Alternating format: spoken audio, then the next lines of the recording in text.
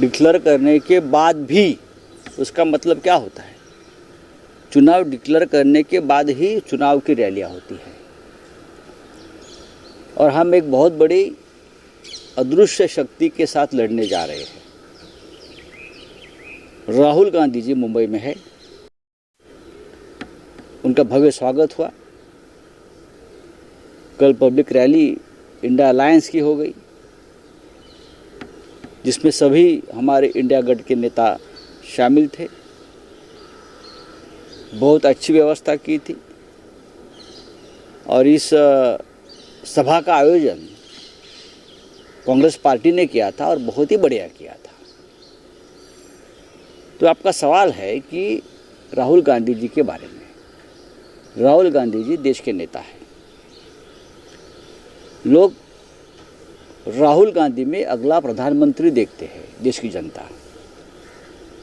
राहुल गांधी बहुत ही सरल सीधा व्यक्तिमत्व है, लोग उनको चाहते हैं, हम सब उनके साथ हैं। काय तुम्ही अजूनही पालकत्वाची वाट पाहताय? 95,000पेक्षा अधिकच्या कुटुंबाचे आयुष्य आनंदाने भरले आहे। आजच कॉल करा आणि मिळवा फर्टिलिटी ट्रीटमेंटवर सूट आणि सर्वांना द्या आनंदाची बातमी।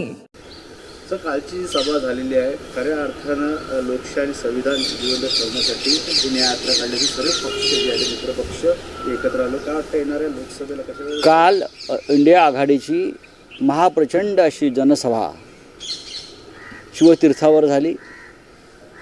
राहुल गांधी यांची भारत जोडो न्याय यात्रा मुंबईत पोहोचली, धारावीत पोहोचली। त्याचा समारोपाच्या निमित्ताने ती सभा झाली। इंडिया आघाडीतले सगळे प्रमुख नेते तिथे उपस्थित राहिले, हे महत्त्वाचं आहे। आपण पाहिलं असेल, माननीय बाळासाहेब आंबेडकर उपस्थित राहिले, त्यांनी आपली भूमिका मांडली। राहुल गांधी हे देशातले लोकप्रिय नेते आहेत।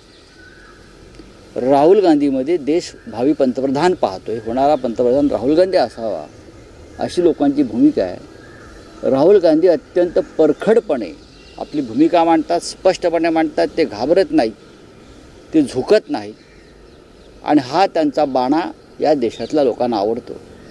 हुकुमशाहीपुढे यापुढे न झुकणारेच या देशात टिकवतील आणि देशाला टिकवतील। जे शरण गेले त्यांना इतिहास माफ करणार नाही, अशी आमची भूमिका आहे। आम्ही सगळे लढणारे लोक आहोत, परिणामांची पर्वा न करता लढत राहू ही आमची भूमिका आहे। केजरीवाल नव्हते, मात्र सस्से मेरा त्यांच्या मागे लागले। मग केजरीवाल ह्यांच्या मंत्रिमंडळातील एक प्रमुख मंत्री सौरभ त्रिवेदी हजर होते, प्रीती मेनन हजर होत्या, मुंबईच्या अध्यक्षा। त्यानंतर हेमंत सोरेन तुरुंगात आहेत, त्यांच्या पत्नी कल्पना सोरेन होत्या। अजून काय पाहिजे तुम्हाला? सर, इलेक्ट्रोल बॉन्ड्स का जो है वो डेटा बाहर आ चुका है, जहाँ पे हज़ारों करोड़ रुपए जो है वो बॉन्ड्स के जरिए बीजेपी के खाते में जमा हो चुके हैं। उसी के साथ साथ आपने एक लेख भी लिखा था और उसके ऊपर तो इलेक्ट्रोल बॉन्ड्स क्या ये करप्शन को रोकने अमित शाह ने कहा कि election. Bharatiya Janata party corruption से बनी हुई पार्टी है।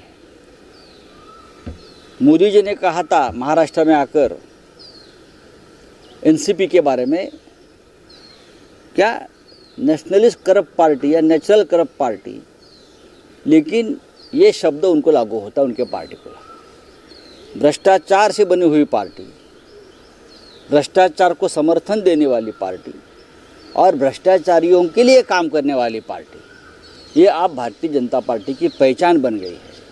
अगर भारतीय जनता पार्टी के नेता आईने में देखें तो उनको सिर्फ भ्रष्टाचार देखेगा, और क्या वो है, सब नंगे राजे है ये। ऑनलाईन जो जुगार चालू आहे त्याचा मोठा हप्ता देखील जात आहे, असं देखील पत्र देखील मी 15 दिवसापूर्वी या राज्याचे गृहमंत्री देवेंद्र फडणवीस यांना पत्र लिहिलं, त्यांना ते पत्र मिळालं आणि महाराष्ट्रामध्ये ऑनलाईन लॉटरीचा जो जुगार सुरू आहे त्याच्यावर बंदी आणावी।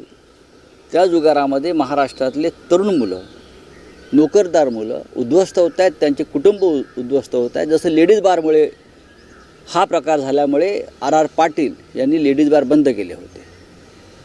माझी विनंती होती गृहमंत्र्यांना की ते कारवाई करतील।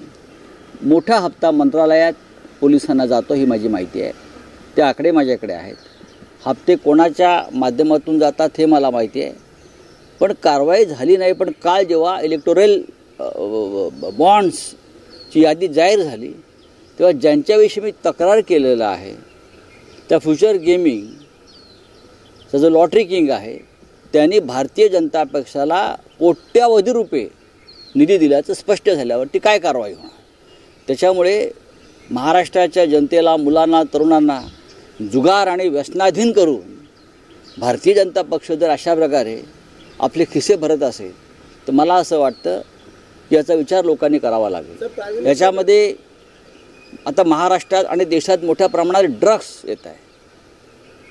आपको मालूम है गुजरात में आता है ड्रग्स, मुंद्रा पोर्ट्स पे आता है, फिर महाराष्ट्र में आता है. अब मुझे डर है कि ये ड्रग्स के व्यापारी जो है बहुत से, उसने भी इलेक्टोरल बॉन्ड्स खरीद कर बीजेपी के खाते में पैसा तो नहीं जमा किया है, इसलिए कार्रवाई नहीं हो रही है. तर 3 इंजिनचं सरकार आहे, मात्र भाजपच या जुगार पार्टी का बाकीचे पण 2 सरकार आहेत त्याच्यामध्ये. बघा ही भागीदार आहेत सगळे. हे या सरकारला इंजिनच नाही आहे. या सरकारला चाका आहेत ती भ्रष्टाचाराची. जोपर्यंत भ्रष्टाचार जोरात आहे तोपर्यंत हे सरकार चालत राहील. ज्या दिवशी आम्ही या भ्रष्टाचारावरती हल्ला करू, सरकार उद्ध्वस्त करू, त्या दिवशी भाजप काय आणि त्याचे 2 जे सहकारी आहेत तेही चालणार नाही. प्राइम मिनिस्टर नरेंद्र मोदी अभी जो है उनका सबसे ज़्यादा फोकस साउथ में हो रहा है.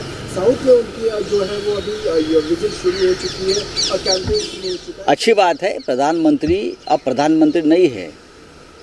जब कोड ऑफ कंडक्ट लगता है तो प्रधानमंत्री नहीं रहते, वो नरेंद्र मोदी जी है.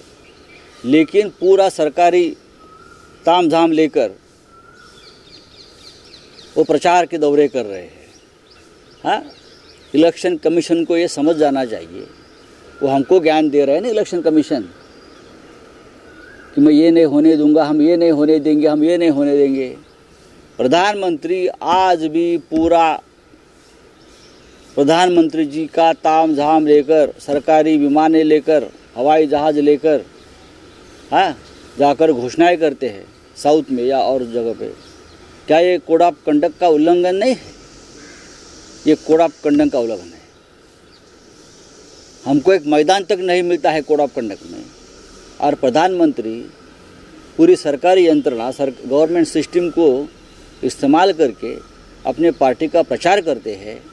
कहाँ है इलेक्शन कमीशन? मुझे बताइए कहाँ है? सर, परिवारवादामुळे पक्ष फुटला फडणवीस म्हणतात आणि मी आलो तर 2.5 वर्षात 2 पक्षाला फोडून आलो असं देखील त्यांच्या कालचं वक्तव्य. ज्या दिवशी आमच्या हातामध्ये ईडी आणि CBI येईल केंद्रात, त्या दिवशी देवेंद्र फडणवीस यांनी हे वाक्य पुन्हा ऐकून दाखवावं. त्या दिवशी त्यांचा पक्ष शिल्लक राहिलेला नसेल. लोहा लोहे को काटता है हे आम्हालाही माहिती आहे, त्यांनाच माहिती आहे असं नाही. आय रिपीट, ज्या दिवशी आमच्या हातामध्ये केंद्राची सरकार ईडी आणि CBI सह येईल त्या दिवशी देवेंद्र फडणवीस आणि त्यांचा पक्ष वाचवून दाखवावा. शरद पवार आणि फडणवीस वारंवार ते म्हणतात परिवारवाद सर असं जे आहे. मग हे का बिनपरिवाराचे आहेत का? हे बिनपरिवाराचे यांना पोरंवाळा झाली नाहीत का दुसऱ्यांची पळवलीत? भारतीय जनता पक्ष हा दुसऱ्यांची पोरं पळवून मोठा झालेला पक्ष आहे. त्यांना स्वतःची पोरं नाही आहेत म्हणून ते सगळे हे फोडलेले लोक आहेत ना, ही पोरं सगळी आमची, ते घेऊन ते बसले आहेत. स्वतःच्या पोरांचे पाळणे हलवा, दुसऱ्यांच्या पोरांचे पाळणे हलवू नका, ते परत पळून जातील. मैं आत्ता सांगतो. सर, देश के चुनाव जो है वो 7 फेजेस में होने वाले हैं. उसी के साथ साथ महाराष्ट्र खुद एक स्टेट है जिसमें जहाँ पे 5 फेजेस में इलेक्शन होने वाले हैं. तो ये 7 फेजेस को लेकर ये भारतीय जनता पार्टी की व्यवस्था है अपनी खुद की, या फिर मोदी जी को आना है, अमित शाह को आना है, पैसा भी भेजना है, हाँ हवाई जहाज़ भेजने हैं, हाँ सबको काम को लगाना है, खर्चा पानी देना है, इसलिए टाइम चाहिए. चले, थँक्यू. सांगली संदर्भात काँग्रेसने दावा केला आहे की विचार काय? सांगलीची जागा जी जागा वाटप संपलेलं आहे.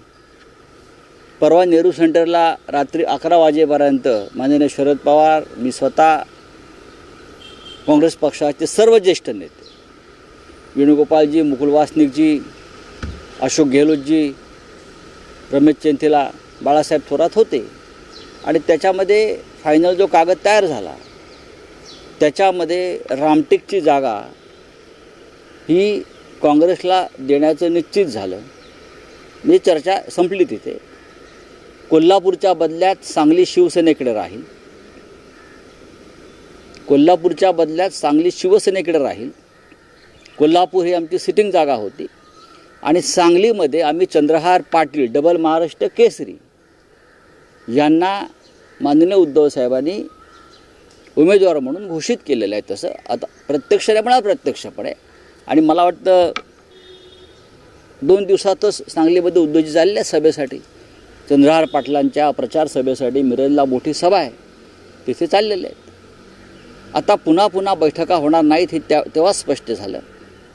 आज मी आणि उद्धवजी हे दौऱ्यावर आहोत. आल्यानंतर आम्ही पत्रकार परिषद घेऊन 3 पक्ष या जागा वाटप पूर्व. आता कोण काय म्हणत असेल त्याला. कोल्हापूरची जागा छत्रपती श्रीमंत छत्रपती शाहू महाराज यांना द्यायचं ठरल्यामुळे महाविकास आघाडी ती काँग्रेसच्या माध्यमातून त्यांना गेल्यावरती पश्चिम महाराष्ट्रामध्ये आम्ही सांगलीतली जागा घेतली. हातकलंगडे आमच्याकडे आहे बाजूला. राजू शेट्टी यांच्याशी त्या संदर्भात आमच्याशी चर्चा सुरू आहे. प्रकाश आंबेडकरांच्याशी काँग्रेस पक्ष चर्चा करतो आहे. इतर काही आमचे प्रमुख नेते चर्चा करत आहेत. बाळासाहेब आंबेडकर हे काल सभेला आले होते. ही सकारात्मक गोष्ट आहे.